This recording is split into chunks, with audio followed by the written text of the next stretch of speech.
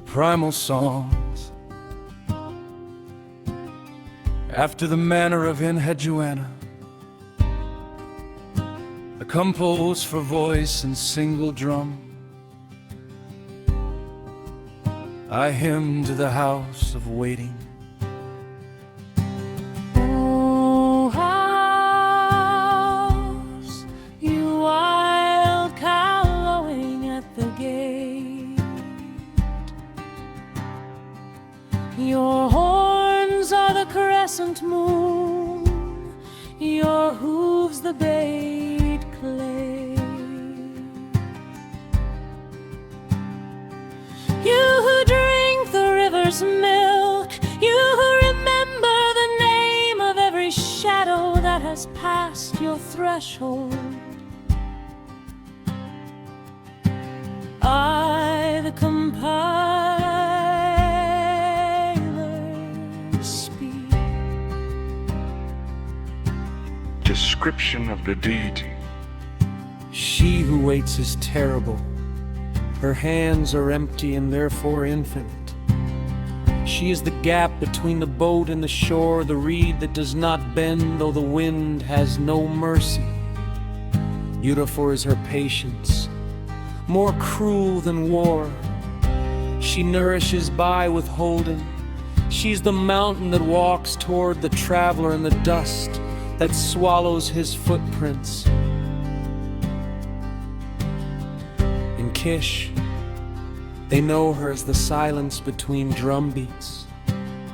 In Uruk, they call her the breath the singer cannot catch. But here, in this house of mud brick and lament, she is the woman who cried out to the mountain, "Roar and sing." The one who waits, the one who waits. Roar and sing.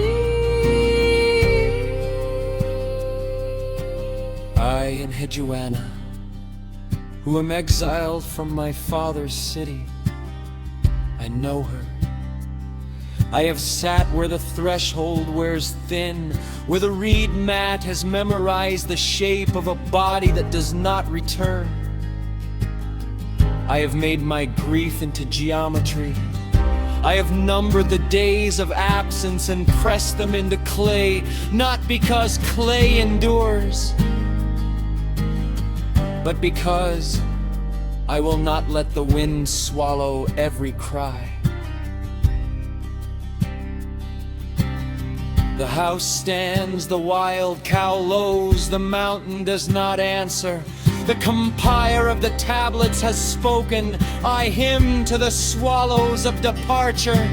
Oh, house of flight, you whose roof is open to the sky, you who shelter only to teach the heart of leaving. Your beams are the ribs of a bird that has forgotten the south. You do not hold the swallows, you teach them the shape of yin yang wang five. Description of the Deity.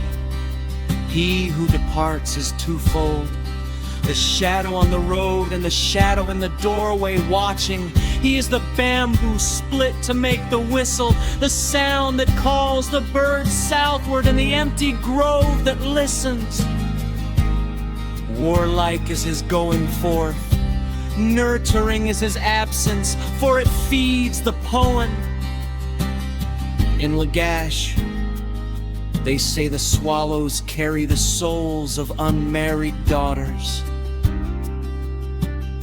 In Nippur, the priests write that they are messengers of Ninlil, lady of the air. But I have seen them rise from the mulberry tree, and I know they are the fingers of the one who stays behind, reaching until the sky burns them away.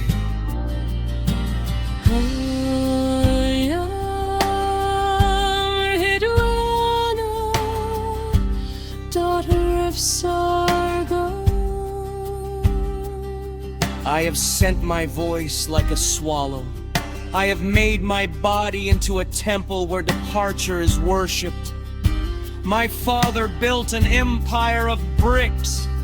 I build an empire of almost returned, almost spoken, almost touched. The folk cry out and are gone. I cry out and press the cry into the tablet. Not to cage the bird, but so the next woman who waits will know she was not the first to make a god of longing. The swallows rise. The roof gapes. The south is a word the wind erases. The compiler of the tablets has spoken. Our house of the hunter, you whose walls are strung with gut and song. You who know that before the meat there is the cutting. Before the cutting there is the bamboo. Before the bamboo there is the mountain that does not care. I speak to you, house of labor. Description of the deity.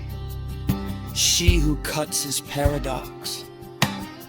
Her hands are soft from weeping, hard from pulling.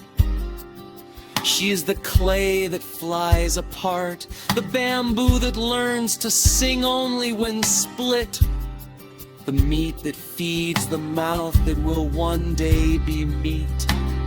Terrifying is her economy.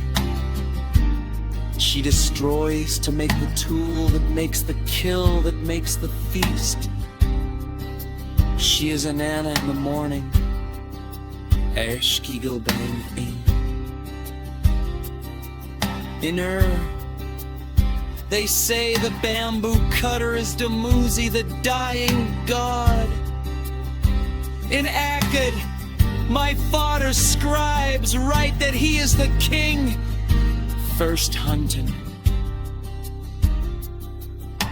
But I have heard the tangi in the marshes, the bamboo breaking, the clay singing, and I know she